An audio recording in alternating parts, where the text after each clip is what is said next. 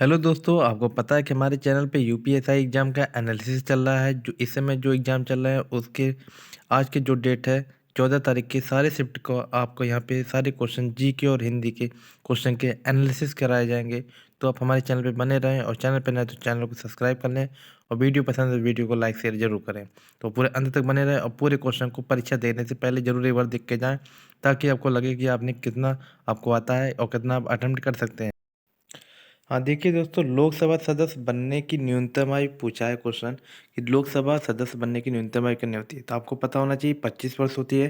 तो आपको ये भी पता होना चाहिए कि जो लोकसभा सदस्य बनते हैं वो हमारे क्या होते हैं, सांसद होते हैं।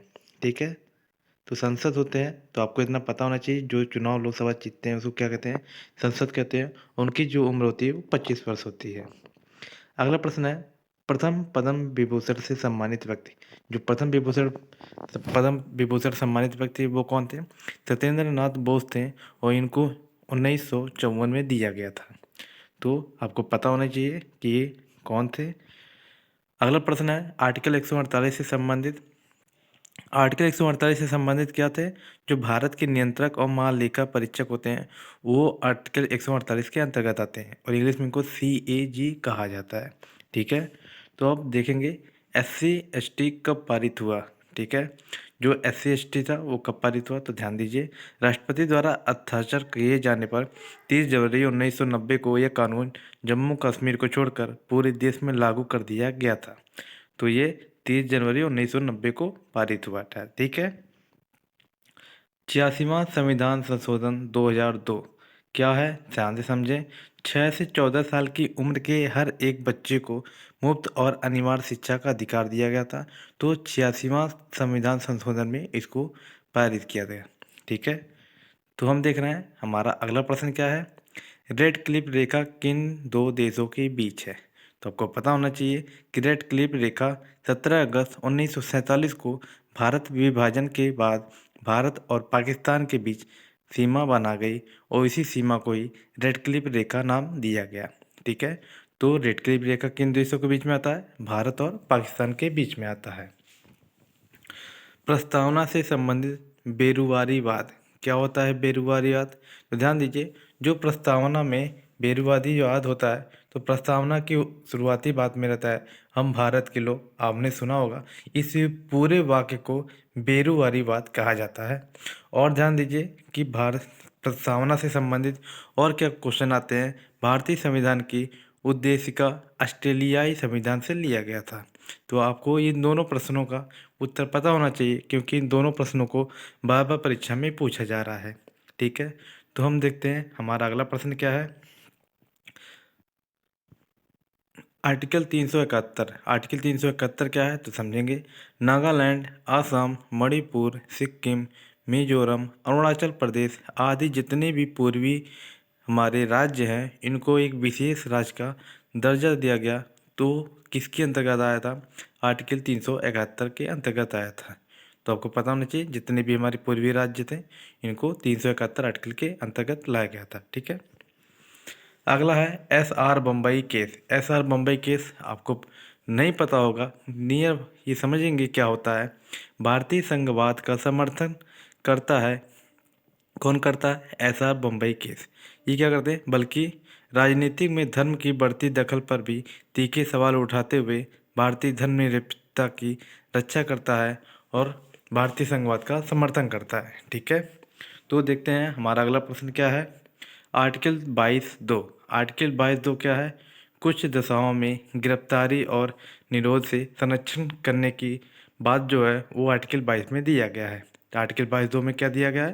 गिरफ्तारी और संरक्षण के केस के बारे में दिया है। आर्टिकल 21। आर्टिकल 21 से बार बार क्वेश्चन पूछा जा रहा है, तो ध्यान से समझेंगे। आर्टिकल 21 क्या है? किसी भी व्यक्ति को विधि द्वारा स्थापित प्रक्रिया के अतिरिक्त उसके जीवन और व्यक्तिगत स्वतंत्रता के अधिकार से वंचित नहीं किया जा सकता। ऐसे सारे स्वतंत्रता वाली बातें आर्टिकल 21 में दिया गया है।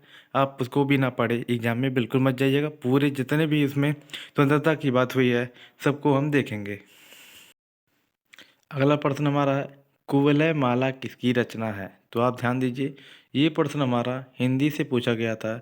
कुवलय माला किसकी रचना है? तो आपको पता होना चाहिए उद्योतन सूरी जो थे वो हमारे कुवलय माला की रचना किए थे। ठीक है, तो हम देखते हैं हमारा अगला प्रश्न क्या है।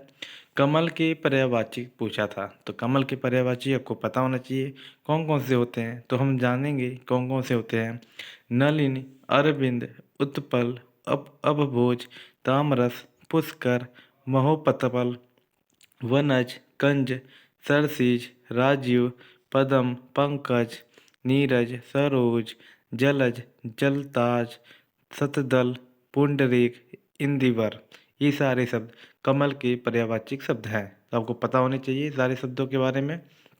अगला है अर्जन का विलोम। अर्जन शब्द आया था, तो अर्जन का अर्थ होता है संग्रह करना, यानी कि प्राप्त करना, हासिल करना, प्रयास करना होता है।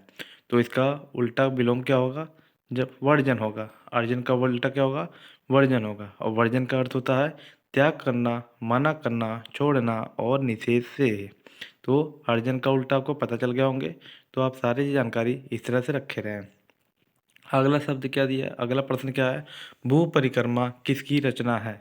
भू परिक्रमा ध्यान देंगे महाकवि विद्यापति ठाकुर ने लिखा था, और ये भू परिक्रमा ये अपना रचना किए थे महाकवि विद्यापति ठाकुर ने। तो देखेंगे अवधी भाषा के प्रथम लेखक। अवधी भाषा के प्रथम लेखक कौन थे, जायसी थे। कौन थे, जायसी। ये बहुत ही इंपॉर्टेंट क्वेश्चन था, आपको ये जानना बहुत ज़रूरी है, ये प्रश्न बार बार रिपीट हो सकते हैं। तो देखेंगे हमारा अगला प्रश्न क्या है, बलात्श्रम किस आर्टिकल में है। तो आपको पता होना चाहिए जो बलात्श्रम है वो अनुच्छेद 24 में है। उसमें निषेध किया गया है कि बच्चों को काम नहीं करना है। ठीक है, तो ये सारे आपको पता होना चाहिए। तो आपको ये सारे क्वेश्चन परीक्षा में पढ़ के जाएं और हमारे पूरे एनालिसिस को देख के समझ के जाएं, और जितने भी मैंने बातें डिस्कशन की है उन सारे से संबंधित जितने भी प्रश्न बनेंगे आप उनको देख के जाएं, समझ के जाएं। तो मिलते हैं अगले के दिन के पूरे शिफ्ट के पूरे एनालिसिस के साथ। Okay, thank you.